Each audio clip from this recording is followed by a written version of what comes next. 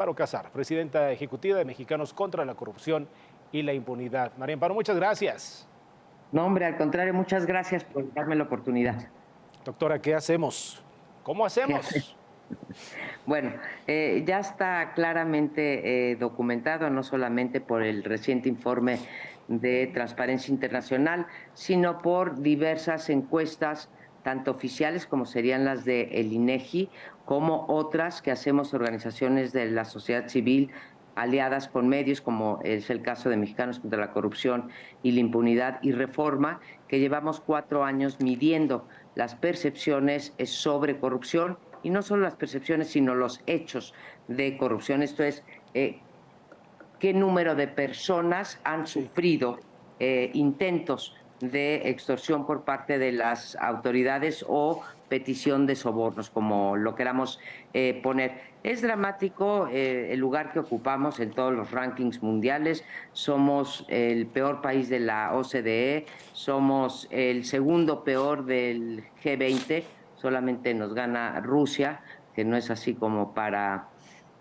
decir, oigan, no somos el último lugar. Solamente obtenemos 31 puntos de calificación de 100 puntos posibles. Así que si México lo consideramos que está en el primer tercio de los países del mundo, de los países con mayor grado de desarrollo económico o el tamaño de su economía, pues también deberíamos de estar en el primer tercio de no corrupción, pero no, estamos en el último tercio de no corrupción. Eso ya de por sí es preocupante. Se pensaba, y así lo revelan las distintas encuestas, y lo reitera ahora el índice que nos ocupa, el índice de transparencia, que había una gran esperanza en el 2019 que habría una tendencia positiva en materia del control de la corrupción, pero no ha sido el caso.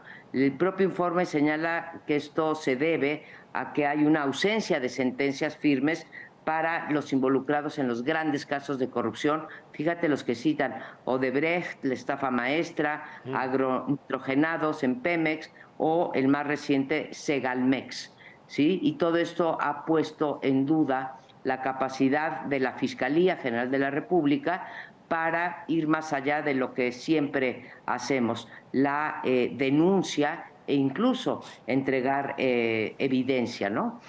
Que esa es una de las tareas de nosotros. Entonces, pues, ¿qué te digo? No hemos avanzado. Sí.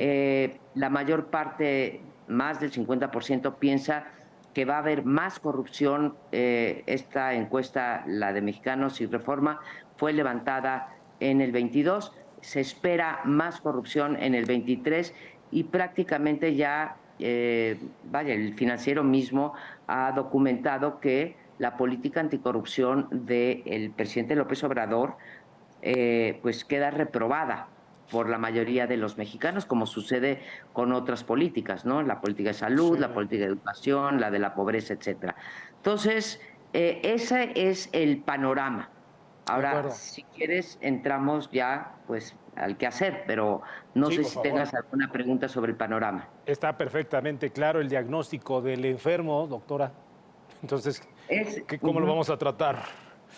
Ese es el problema. Creo que en México, y hay gente que no está de acuerdo, pero sí estamos sobrediagnosticados. Creo que sabemos muy bien el estado de las cosas, el Sí, estado del Estado sí, mexicano. sí. Y paso primero porque me estás cuestionando sobre este informe, y ellos, pues, las recomendaciones que hacen es el fortalecimiento del Sistema Nacional Anticorrupción, la recuperación de los activos desviados, que esta es una forma elegante de decir, pues vamos a recuperar todos los recursos que se desvían por actos de corrupción, la reparación del daño.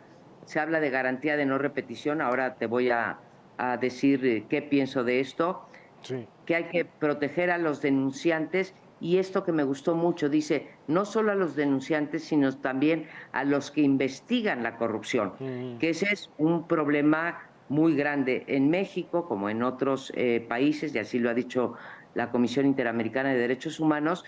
Se persigue a las personas o se denuestra a las personas que investigamos la corrupción. Pues, ¿qué te digo, Héctor? ¿Cuántas veces hemos sido nosotros Claro. perseguidos?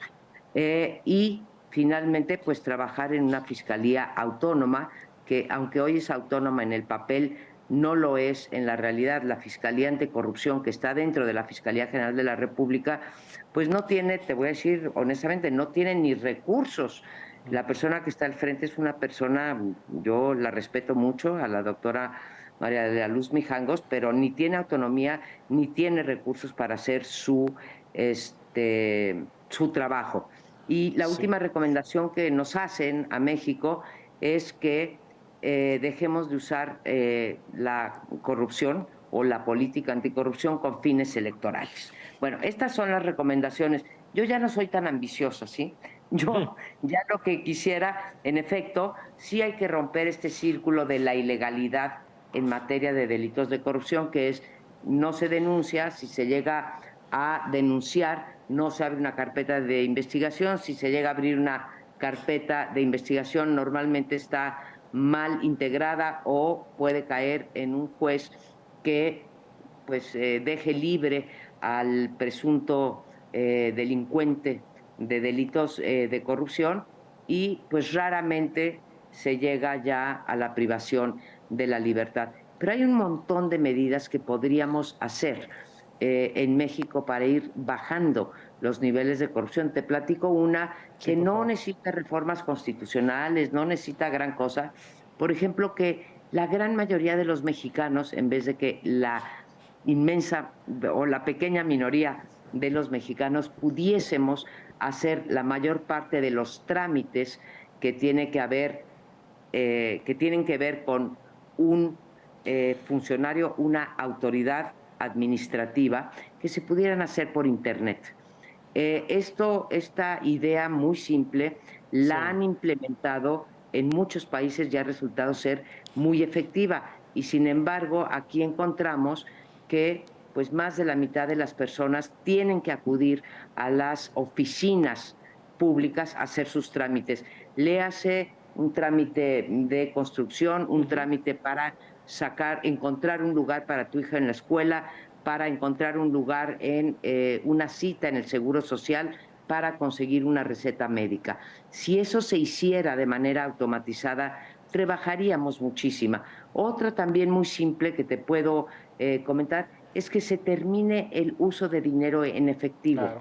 Hoy hemos avanzado algo, pero muy poco. Seguimos teniendo una cantidad de pagos en efectivo en oficinas de gobierno que no debería de ser permitido, porque cada interacción que tú tienes con un funcionario público es una oportunidad de corrupción. De Y acuerdo. desde luego creo que la llave, ¿sí? Sí está al inicio y al final del proceso. El inicio me refiero a la denuncia.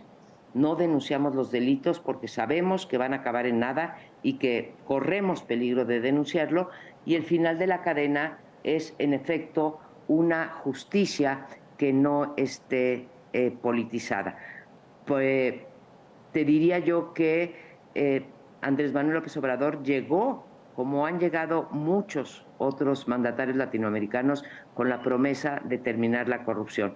En Sí, el mejor de los casos, Héctor, lo que ocurre es que se llega a perseguir a alguien del pasado, pero yo te puedo decir, digamos, con evidencia en la mano, y ahí está el anuario de la corrupción que publicamos recientemente en el número de enero de Nexos, en donde la tolerancia a las redes y hechos de corrupción que involucran a los integrantes del grupo político en el gobierno está pues rebosante de casos. caray. Y frente a estos actos de corrupción, hoy en la mañanera tuvimos el último, ¿no?